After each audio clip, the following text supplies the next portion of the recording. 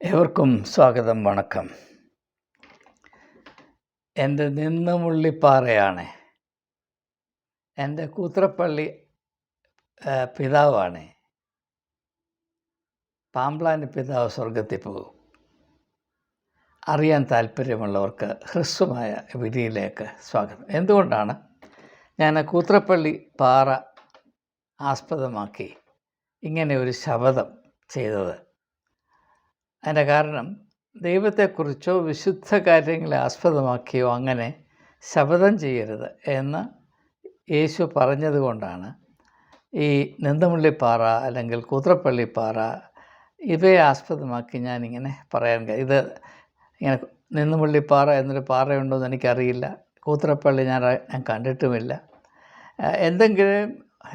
എന്തിനെങ്കിലും ആശ്രയിച്ച് ഇങ്ങനെ പറയണമല്ലോ എന്ന് വിചാരിച്ചങ്ങ് പറഞ്ഞു പോയതാണ്. നിങ്ങൾ അതുകൊണ്ട് കേരളത്തിൻ്റെ ഭൂമിശാസ്ത്രം നിരത്തി വെച്ച് ഇങ്ങനെയുള്ള സ്ഥാനങ്ങൾ അന്വേഷിച്ച് പോകരുത് എന്നാദ്യമായി അഭ്യർത്ഥിച്ചു കൊള്ളട്ടെ. ഇനിയും എന്തുകൊണ്ടാണ് ആരാധ്യനായ പാമ്പ്ലാനി പിതാവ് നമ്മൾ ആരും സ്വർഗത്തിൽ പോയില്ലെങ്കിലും നിശ്ചയമായും സ്വർഗത്തിൽ പോവുകയും അവിടെ ഇരുന്ന് ബാക്കി എല്ലാവരെയും ന്യായം വിധിക്കുകയും ചെയ്യും എന്ന് ഞാൻ കട്ടായം പറയുവാൻ കാരണമായത്, അതിൻ്റെ യുക്തി എന്താണ് എന്നത് നിങ്ങളോട് അല്പം ഒന്ന് വെളിപ്പെടുത്തുവാൻ എനിക്ക് കടമയുണ്ട്. ആ കടമ ഞാൻ നിർവഹിച്ചു കൊള്ളട്ടെ. പാമ്പ്ലാനി പിതാവിനെ അടുത്തറിയാവുന്ന ചില കത്തോലിക്ക വിശ്വാസികൾ അദ്ദേഹത്തെ വളരെയധികം ബഹുമാനിക്കുകയും ആരാധിക്കുകയും ചെയ്യുന്ന, അദ്ദേഹത്തിൽ കൂടെ മാത്രമേ സ്വർഗത്തിൽ പോകാനൊക്കത്തുള്ളൂ എന്ന് വിശ്വസിക്കുന്ന കത്തോലിക്ക സഹോദരി സഹോദരന്മാർ, അവർക്ക് സ്തുതിയായിരിക്കട്ടെ, അവർ പറയുന്നത് ഏതാനും വർഷങ്ങൾക്ക് മുൻപ് പാമ്പ്ലാനി പിതാവിന് ഉള്ളിൽ വലിയ അസ്വസ്ഥത അനുഭവിക്കാനിടയായി. താൻ ദീർഘനാളായി പുരോഹിതനായി ജോലി ചെയ്യുന്നു. അതിനുശേഷം മെത്രാനായി വാഴിക്കപ്പെട്ടു. അങ്ങനെ അനേക ആളുകളെ അദ്ദേഹം ജീവൻ്റെ വഴിയിലേക്ക് കൊണ്ടുവന്നു.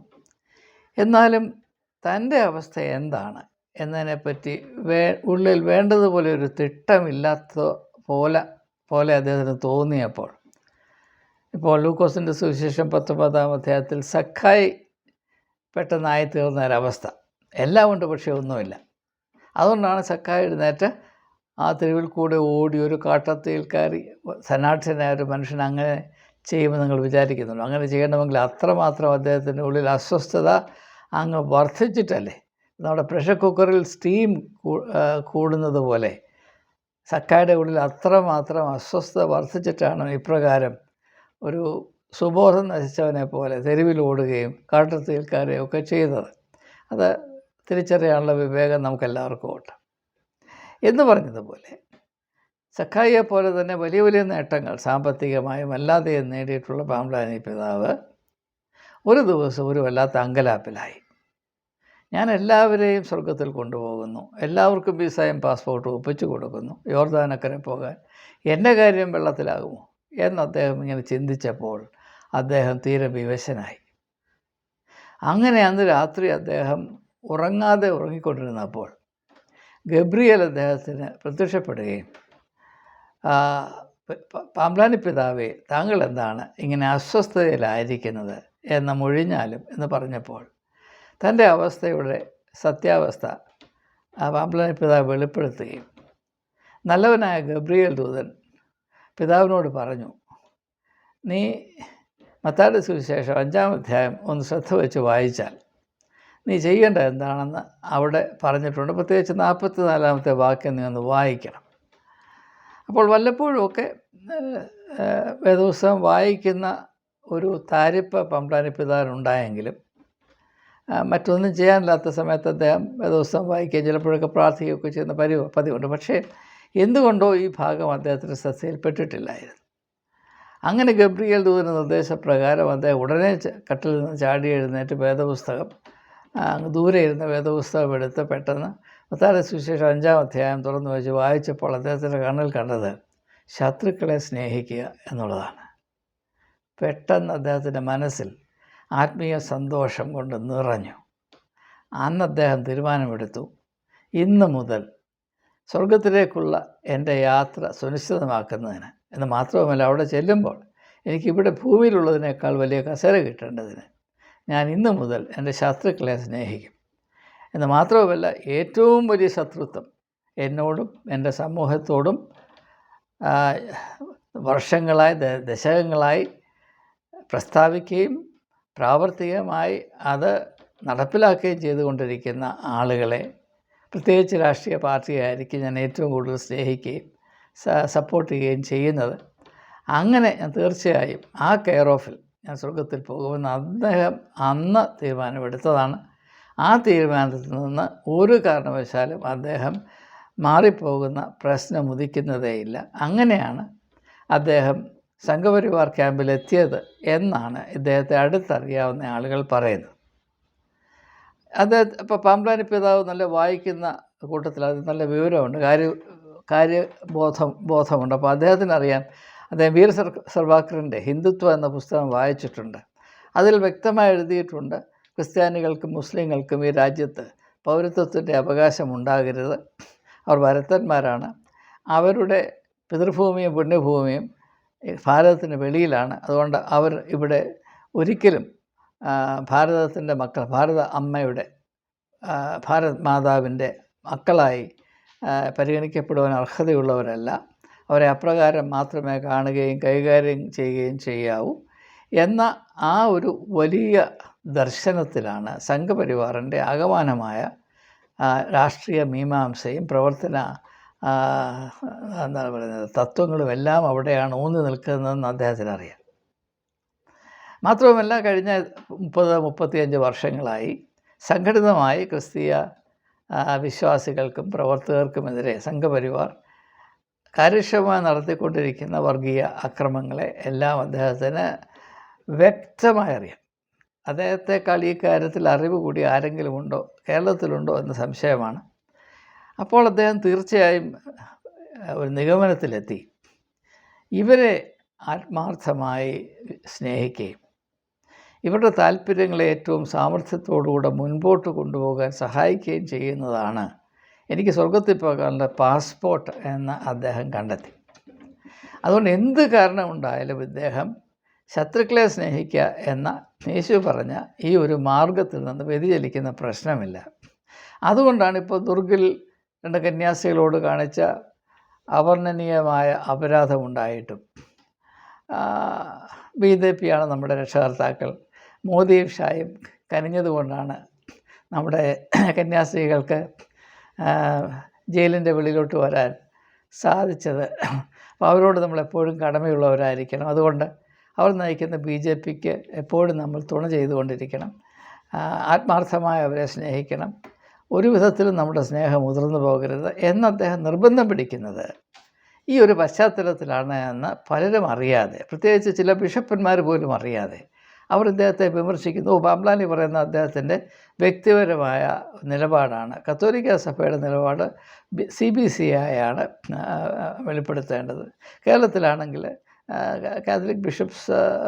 കേരള കാത്തലിക് ബിഷപ്സിൻ്റെ ഓർഗനൈസേഷനാണ്, KCBC ചെയ്യേണ്ടത്. ഇദ്ദേഹത്തിന് അങ്ങനെയുള്ള ചുമതലയൊന്നും ഏൽപ്പിച്ചിട്ടില്ല എന്നൊക്കെ പറയുമ്പോൾ അത് പാമ്പ്ലാനിയുടെ ഈ അസൂയാവഹമായ ആത്മീയ മുന്നേറ്റത്തെ വേണ്ടതുപോലെ തിരിച്ചറിയാതെയാണ് അവരങ്ങനെ കാര്യങ്ങൾ പറയുന്നത്. അതിൽ അപകടമുണ്ട് എന്ന് പാമ്പ്ലാനി പിതാവിൻ്റെ പക്ഷത്ത് ചേർന്ന്, അതായത് വലതുപക്ഷത്ത് എനിക്ക് യോഗ്യത എനിക്കില്ല, ഇടതുപക്ഷം ചേർന്ന് ഞാൻ അങ്ങനെയുള്ളവരെ ഒന്ന് മനസ്സിലാക്കാൻ ശ്രമിക്കുകയാണ്. ഇത് ഒരു പ്രത്യേകമായ കഴിവും കൂടെയാണ് എന്ന് മനസ്സിലാക്കുന്നതിന് വേണ്ടി ഞാൻ ഒരു ഉദാഹരണം പറയാം. നിങ്ങൾക്കേവർക്കും പരിചയമുണ്ട് സോക്രട്ടീസ് എന്ന് പറയുന്ന പേര്. ആഥൻസിലെ ഒരിക്കലും കെടാത്ത വിളക്കാണ് സോക്രട്ടീസ്. എന്നെ വളരെയധികം സ്വാധീനിച്ചിട്ടുള്ള ചരിത്ര പുരുഷന്മാരിൽ ഒന്നാണ് സോക്രട്ടീസ്. അദ്ദേഹത്തിൻ്റെ ഭാര്യയുടെ പേര് നിങ്ങൾക്കറിയാം, സാന്തിപ്പി എന്നാണ്. സാന്തിപ്പി, XANTHIPPE, പ്രൊനൗൺസിയേഷന് സാന്തിപ്പി. ഗ്രീക്ക് പേരുകൾ വരുമ്പോൾ അവസാനത്തെ E പ്രൊനൗൺസ് ചെയ്യണം, അതുകൊണ്ടാണ് സാന്തിപ്പി എന്ന് പറയുന്നത്. അപ്പോൾ ഈ സാന്തിപ്പിയെ സോക്രട്ടീസ് വിവാഹം കഴിക്കുന്നതിന് മുമ്പ് അവരെപ്പറ്റി സോക്രട്ടീസിന് അറിയാമായിരുന്നു. ഇപ്പോഴത്തെ യുവാക്കന്മാർ അവർ വിവാഹം കഴിക്കാൻ പോകുന്ന പെൺകുട്ടികളെ അറിയുന്നത് പോലെയല്ല. മറ്റുള്ളവരിൽ നിന്ന് ഈ സാന്തിപ്പിയുടെ പ്രശസ്തി സോക്രട്ടീസിൻ്റെ കാതുകളിലെത്തിയിരുന്നു. എന്താണ് സാന്തിപ്പിയുടെ പ്രശസ്തിയുടെ മൂലകാരണം? അവർക്ക് വലിയ വലിയ ദേഷ്യമാണ്. എന്ത് കാര്യത്തിലും വളരെ ദേഷ്യമാണ്. മാത്രവുമല്ല അവരുടെ നാക്കിന് 2 അടി നീളമുണ്ട് എന്ന് മാത്രവുമല്ല അവരുടെ നാക്കിന് ഒരു വാളിനേക്കാൾ വലിയ മൂർച്ചയാണ്. അപ്പോൾ സോക്രട്ടീസ് വിചാരിച്ചു, ഞാൻ എവളെ തന്നെ കെട്ടിയിട്ട് കാര്യം. കാരണം അങ്ങനെയുള്ള ഭാര്യ എനിക്കുണ്ടായാൽ എല്ലാം സഹിക്കുവാനും പൊറുക്കുവാനും ഞാൻ ന്യായമായും അനുദിനം പരിശീലിപ്പിക്കപ്പെടും. എൻ്റെ വീട് തന്നെ ഒരു യൂണിവേഴ്സിറ്റിയായി ഉയർത്തപ്പെടും. എൻ്റെ വൈസ് ചാൻസലറായിരിക്കും എൻ്റെ ഭാര്യയായ ഈ വളരെ മൂർച്ചയേറിയ വിധത്തിൽ കോപത്തോടുകൂടെ മാത്രം എല്ലാറ്റിനോടും പ്രതികരിക്കുന്ന എൻ്റെ ഭാര്യയായിരിക്കും അതിൻ്റെ വൈസ് ചാൻസലറും രജിസ്ട്രാറും പിന്നെ വൈസ് ചാൻസലറെ നിയമിക്കുന്ന ഗവർണറും. ഇപ്പോൾ കേരളത്തിൽ നടക്കുന്ന കളികൾ നിങ്ങൾ കണ്ടുകൊണ്ടിരിക്കുന്നതുകൊണ്ടാണ് ഞാനതും കൂടെ പറയുന്നത്. അപ്പോൾ അതുകൊണ്ട് ഞാൻ അവളെ കെട്ടത്തുള്ളൂ എന്ന് സോക്രട്ടീസ് നിശ്ചയിച്ചു. അങ്ങനെ സോക്രട്ടീസിൻ്റെ നിശ്ചയം സഫലീകരിച്ചു. സോക്രട്ടീസ് സാന്തിപ്പിയെ വിവാഹം കഴിച്ചു. അതിനുശേഷം നടന്നതൊന്നും ഞാൻ കൂടുതലായിട്ട് പറയുന്നില്ല. 1-2 കാര്യം മാത്രം സൂചിപ്പിക്കും. സോക്രട്ടീസ് പറഞ്ഞതായി ചരിത്രകാരന്മാർ പറയുന്നത് ഇങ്ങനെയാണ്: marry by all means, if you are lucky you will get a loving wife, if not you will become a philosopher. എല്ലാവരും തീർച്ചയായിട്ടും വിവാഹം കഴിക്കണം, പെണ്ണ് കെട്ടണം.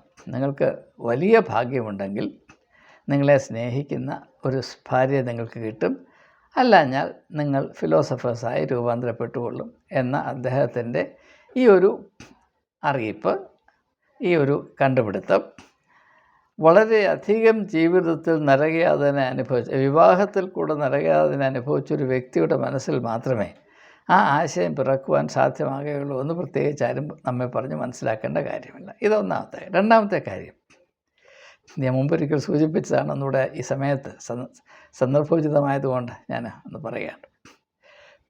സോക്രട്ടീസ് ഇങ്ങനെ ഓടി നടന്ന് ആഥൻസിലെ യുവാക്കളോട് സംവാദിച്ച് അവർക്ക് നേരെ ചൊവ്വേ ചിന്തിക്കാനുള്ള ബുദ്ധി ഉണ്ടാകാനുള്ള എല്ലാ പരിശീലനവും നൽകിക്കൊണ്ട് കുടുംബത്തിലെ കാര്യങ്ങളൊക്കെ അദ്ദേഹം മറന്നുപോകും. അപ്പോൾ അത് ഈ സാന്തിപ്പിക്ക് വലിയ കോപം ഉണ്ടാക്കുന്ന കാര്യമാണ്. ഈ മനുഷ്യൻ രാവിലെ ഇറങ്ങിപ്പോവും. പോയി ഒരു 12-12:30 വരെയൊക്കെ ഇങ്ങനെ കറങ്ങി നടത്ത് ആഥൻസിലെ യുവാക്കന്മാരെ കണ്ടുപിടിച്ച് അവരോട് ഗുണദോഷിച്ച് അവരെ ചിന്തിക്കാനൊക്കെ പരിശീലിച്ച് അവരിൽ യാഥാർത്ഥ്യബോധം വളർത്തിയെടുത്ത് ഇങ്ങനെ വരികയാണ്. അതുകൊണ്ടാണ് ആഥൻസിലെ അധികാരികൾ അദ്ദേഹത്തെ കൊന്നത്. മറ്റൊരു കഥയാണ്, നിങ്ങൾക്കറിയാവുന്ന കാര്യമാണ്. അതിനെപ്പറ്റി കൂടുതലായിട്ട് അറിയണമെങ്കിൽ പ്ലേറ്റോയുടെ ക്രൈറ്റോ എന്ന പുസ്തകം വായിച്ചാൽ സോക്രട്ടീസിൻ്റെ അവസാന ദിനങ്ങളെയും നിമിഷങ്ങളെയും അതിൽ വളരെ അവിസ്മരണീയമായി ചിത്രീകരിച്ചിട്ടുണ്ട്. അതുപോലെ തന്നെ സെനഫോണിൻ്റെ കൃതികളിലും സോക്രട്ടീസിനെ പറ്റിയുള്ള അവിസ്മരണീയമായ വിവരങ്ങൾ രേഖപ്പെടുത്തിയിട്ടുണ്ട്. അതൊന്നും ഞാൻ ഈ സമയത്ത് ഓർമ്മിച്ച് നിങ്ങളെ ഭാരപ്പെടുത്തുന്നില്ല. അപ്പോൾ അങ്ങനെ ഒരു ദിവസം രാവിലെ അവരുണ്ടാക്കിയ ആഹാരമൊക്കെ കഴിച്ച് പോയി എവിടെയൊക്കെ ഇങ്ങനെ കറങ്ങി നടന്ന് ഉച്ചയായപ്പോൾ ചൂട് സഹിക്കാൻ കഴിഞ്ഞിട്ടായിരിക്കും അദ്ദേഹം തിരിച്ച് വീട്ടിൽ വന്ന് വീടിൻ്റെ വരാന്തയിൽ ഇങ്ങനെ ഇരിക്കുകയാണ്. ചിന്താമഗ്നനായിരുന്നപ്പോൾ സാന്തിപ്പി വന്ന പതിവ് പോലെ അവിടെ മൂർച്ചയേറിയ വാക്കുകൊണ്ട് നമ്മുടെ പ്രിയപ്പെട്ട സോക്രട്ടീസിന് നല്ല പ്രഹരം കൊടുത്തു. പ്രഹരം എന്ന് പറഞ്ഞാൽ പ്രഹരത്തോട് പ്രഹരം. എന്നാ പ്രഹരമാണ്! തൃശ്ശൂർ പൂരമൊക്കെ മാറി നിൽക്കും. പ്രഹരം. പക്ഷേ അത് നമ്മുടെ സുഹൃത്തായ സോക്രട്ടീസിനെ അല്പം പോലും ബാധിച്ചില്ല. അദ്ദേഹം അതുപോലെ ഇരുന്ന് ആ ഇളം പുഞ്ചിരിയോടെ അത് കേട്ടുകൊണ്ടിരുന്നപ്പോൾ ന്യായമായും സാന്തിപ്പിയുടെ കോപം 100 ഇരട്ടി വർദ്ധിച്ചു. അവരെ സഹിക്കാൻ വയ്യ. അതങ്ങോട്ട് ചെന്നൊരു തൊട്ടി നിറയെ വെള്ളം കൊണ്ടുവന്ന് ഇയാളുടെ തലയിലോട്ടങ്ങ് ഒഴിച്ചു. എന്നാലെങ്കിലും ഇയാൾക്ക് കോപം വരട്ടെ എന്ന് വിചാരിച്ച്, എന്നാലെങ്കിലും ഇയാളൊന്ന് പ്രതികരിക്കട്ടെ എന്ന് വിചാരിച്ചു. അപ്പോൾ സോക്രട്ടീസ് എന്ത് ചെയ്തു എന്നാണ് നിങ്ങൾ വിചാരിക്കുന്നത്? സോക്രട്ടീസ് അതേ ഇരിപ്പാണ്. എന്നിട്ട് തലയിലൊക്കെ വീണ വെള്ളം ഒലിച്ച് താഴോട്ട് വന്ന് അല്പം പോയി കഴിഞ്ഞ ശേഷം അദ്ദേഹം പറഞ്ഞു, ഇടിവെട്ടിന് ശേഷം മഴ ആരംഭിച്ചിരിക്കുന്നു എന്ന് അദ്ദേഹം പറഞ്ഞു. ഈ ഇടിവെട്ടിന് ശേഷം മഴ ആരംഭിച്ചിരിക്കുന്നു എന്ന് അദ്ദേഹം പറഞ്ഞു. അപ്പോൾ ഇതാണ് സോക്രട്ടീസ്. അപ്പോൾ സോക്രട്ടീസ് എന്തുകൊണ്ടാണ് സാന്തിപ്പയെ വിവാഹം കഴിച്ചത്? അത് തനിക്ക് വലിയ ഗുണം ചെയ്യും എന്നത് അതേ ആ ബുദ്ധി വൈഭവത്തോടെയാണ് പാംപ്ലാനി BJPയെ കയറി കെട്ടിപ്പിടിച്ചിരിക്കുന്നത്.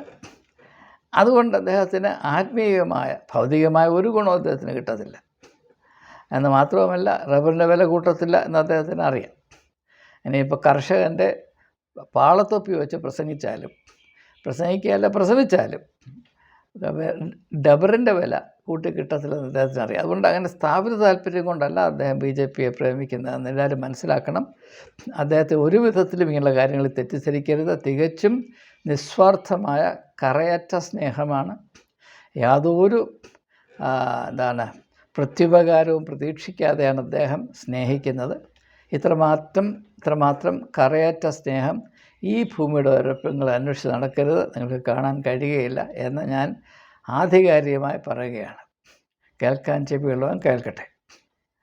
അപ്പോൾ അതുകൊണ്ടാണ് അദ്ദേഹം എന്ത് ഉണ്ടായാലും, എന്തൊക്കെ സംഭവിച്ചാലും, ഭൂമി കുലുങ്ങി സമുദ്രമധ്യേ വീണാലും, പർവ്വതങ്ങൾ വിറച്ച് പൊടിഞ്ഞു പോയാലും, 1000 ദുർഗസംഭവങ്ങൾ അടിക്കടി വന്നാലും അദ്ദേഹത്തിൻ്റെ മനസ്സിൽ BJPയോടുള്ള സ്നേഹം അല്പം പോലും കുറയുകയില്ല എന്നതിൻ്റെ വേദപുസ്തകപരവും വേദശാസ്ത്രപരവുമായ യുക്തിയാണ്, അടിസ്ഥാനമാണ് ഞാൻ ചില പ്രിയപ്പെട്ട കത്തോലിക്ക സഹോദരന്മാരുടെ സഹായത്താൽ മനസ്സിലാക്കിയത്. ഒരല്പം പോലും മായം ചേർക്കാതെ അതേപടി നിങ്ങൾക്ക് വിളമ്പിത്തരുന്നത് എന്ന് മാത്രം സൂചിപ്പിച്ചുകൊണ്ട് ഞാൻ ഈ വീഡിയോ ഹ്രസ്വമാക്കുമെന്ന് പറഞ്ഞതാണ്. എൻ്റെ വാക്ക് ഞാൻ പാലിക്കണമല്ലോ, അതുകൊണ്ട് മാത്രം തൽക്കാലം വിരമിക്കുന്നു. ജീവിച്ചിരുന്നാൽ വീണ്ടും കാണാം എന്നല്ലാതെ ഈ കാലത്ത് വല്ലതും പറയാനൊക്കുമോ? നിങ്ങൾ ആലോചിച്ച് നോക്കി. സന്തോഷം. ജയ് ഹിന്ദ്.